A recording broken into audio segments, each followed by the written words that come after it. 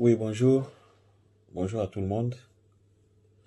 Euh, Nazo Lubana vidéo oyo pour makambo moko eza très important. Vraiment eza très important. Peut-être au tchango kate, mais c'est très important. Depuis l'année passée, monde mobimba, ils ont vivre na pandémie oyo ya Covid.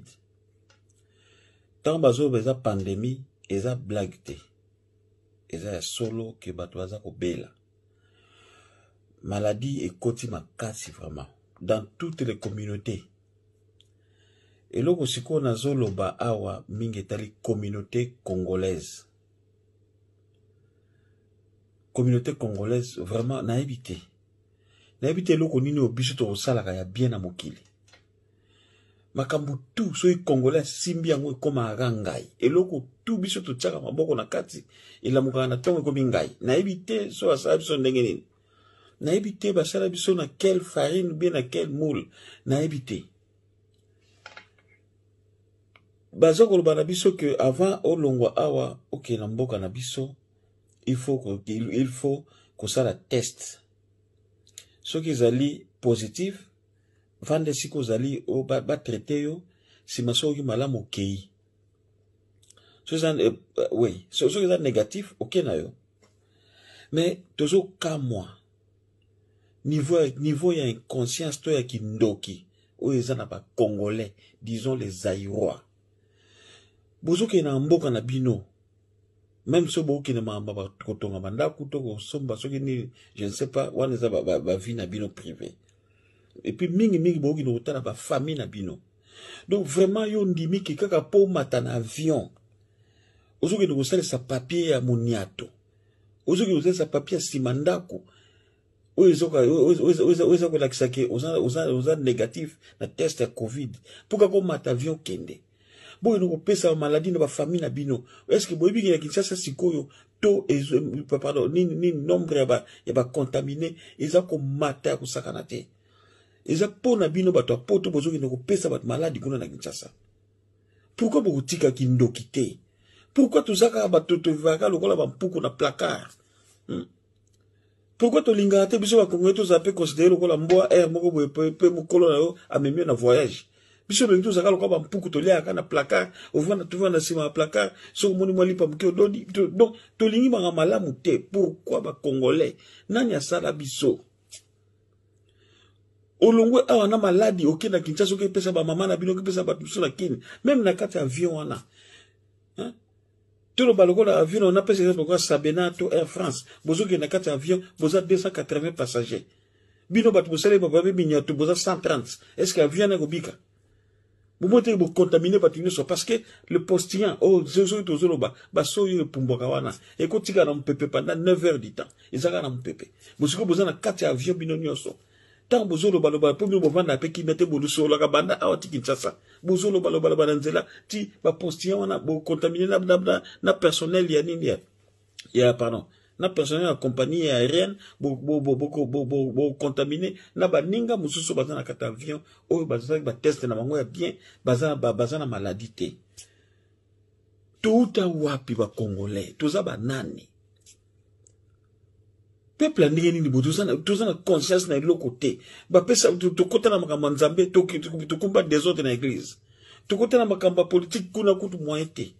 Le seul pays dans le monde na mona na ba pasteur ba ole kana télévision bazo ba pena bien que toliaka ne to toliaka to kosa kana biso bino bozo ki ne peka plein chaque dimanche ba politicien ndenge moko politicien zo le kana télévision ba non ndenge biso za ba pesa biso ko mbongo ba laki biso ba voiture bozo se pena ba tonne on a peka aucune sanction siko ba ibisi bino ki so bo komi na Kinshasa il faut bo futa $45 pour ça bino ba examen bo signer ki parce que ba comprendre que besoin ma ba lokuta na bino ba tozuta na pote na ba pays développés bozaka ba zoba comment peuple a boy hein comment peuple a boy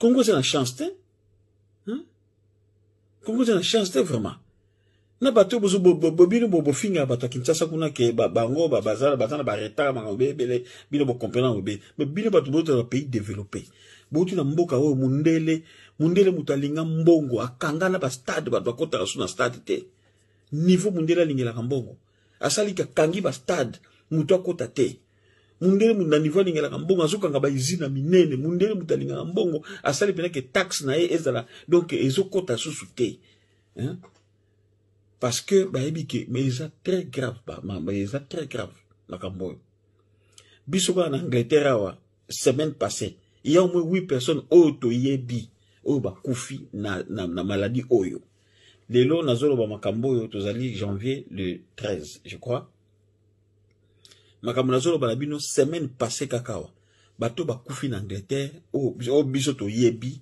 baza vraiment nsoki na tangi 8 ezamuke 8 ezamuke o ba kufi o to yebi na ba mama na biso awa to kole na bangwawa na ba jeune na ba tumususo to yebi pe ya mikolo bazo kufa bato baza ko kufa bato baza na koma to kotanga nombre te na bato mususu baza ba poche na biso baza na ba koma na minute donc maladie ezali botika ko sa ba aventure pam pam so que Kinshasa ba tester au positif cancellé donc reporter voyage na yo au kende ba compagnie aérienne nyonso batiki liberté na mututu o alingia popo na ka ya covid so ki sali ka au reporter voyage na yo botika ko no bon ba ninga na Kinshasa maladie wana kini zaki makasi te kaka bino bato bota poto de boki no bon bat na kini botika makambo totika ba pratique so ko kende ko sala test ya malamu ya covid la salio yango et puis okay botika ko sala papier miniato bandeko na France na Belgique na Angleterre partout na boka mam na zoloba soko moni mutu akio sa papier ya mabe dénoncer funda ye na police tozoluka isa pona likama vie ya batu nyonso bomoni ngai soki na yebi yo même camarade nanga proche osalisi papier moniato pour voyager na ofunda yo na police il faut tosukisa na makambo l'impunité na biso oya Congo to kola na ngoti bat ba ibaka bosaba ngelo kote to kumba ngoti na bamboka mindela soki na moni yo salisi papier moniato pour que na Kinshasa ya maladie okosi kozana maladie te na ofunda yo c'est ça vraiment ce qui vidéo est celle de passe mais il fallait qu'on en loba. Merci.